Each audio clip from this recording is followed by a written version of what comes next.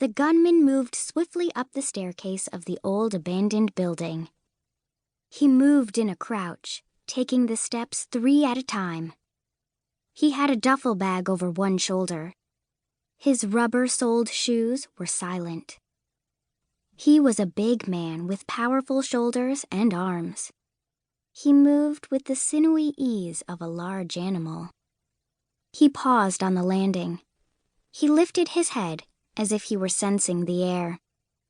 His eyes, set back beneath his brow, were small and brown. Yet there was a reddish hue there, as if he had been caught in a bad photograph. He was known as the Bull. He glanced down the dim hall. His eyes seemed to see through the doors. He made a decision. Quickly, without a sound, he went up one more flight of stairs to the 3rd floor. There he paused, as if in decision. This felt right. He moved away from the stairs.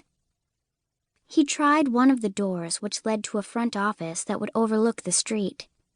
The door was locked. The Bull drew a knife from his pocket. He flicked it open and slid it into the lock. The door opened with a faint click. The Bull stepped inside. This office was old. It had not been used in years. It had closed even before the building had been condemned a year ago. There was still some furniture, a metal desk, old filing cabinets, their drawers pulled out and empty. A 3-year-old calendar hung crookedly from the stained wall. A Christmas scene.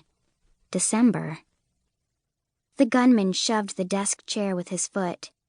The chair rolled across the warped wooden floor and stopped with a muted thud beneath the window. He followed and stood beside it. He leaned against the windowsill, bracing himself on the knuckles of his doubled fists, taking in the scene from the window. He liked what he saw.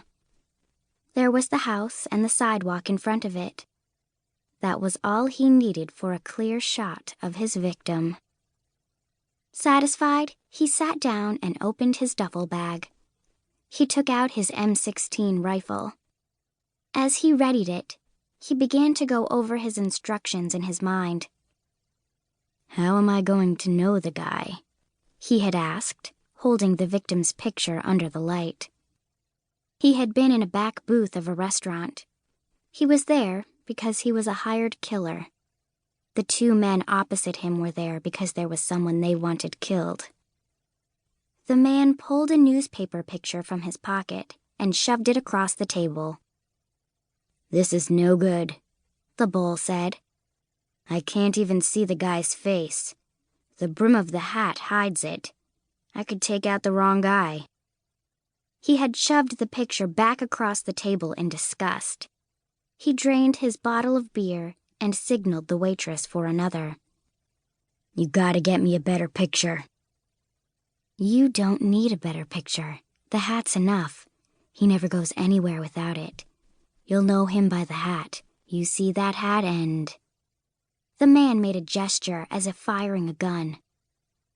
The gunman had picked up the picture again and had taken another look at the hat. He memorized it until he would know it anywhere. It was a cowboy hat with a tall crown, a dark band, and peacock feathers tucked inside the brim. There's only one hat in this town like that, and only one man who would wear it. "What's this guy done? The cat in the hat?" "He's seen something he shouldn't." "Maybe he's already told." "At that moment, he don't realize what he's seen. I want him gone before he does." The gunman's eyes had narrowed. "An innocent bystander?" "Something like that." "Why don't you do it yourself?" The man shrugged. "I'm not as lucky as I used to be. I tried a little series of accidents, and none of them worked." "You'll do it?" "My pleasure," said the gunman.